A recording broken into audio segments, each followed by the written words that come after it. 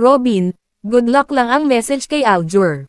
33 years later ngayong 2025 ay balik si Bino, Robin, sa paggawa ng ikatlong franchise ng kanyang action drama movie, ang Bad Boy 3 under Viva Films na pamamahalaan ni Enzo Williams who directed him sa kanyang 2014 historical action film na Bonifacio, ang unang pangulo.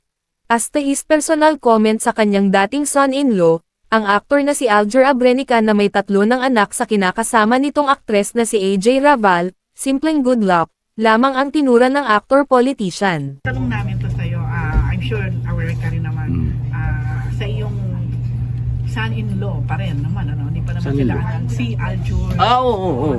Nag-come out ngayon na, yun nga, in a relationship with AJ and he already has 3 children. Anong reaction mo dito? Wala, re-react ko ba dapat pa may reaction ako doon? Dapat si Kylie.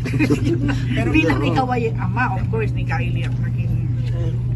Wala naman akong masasabi.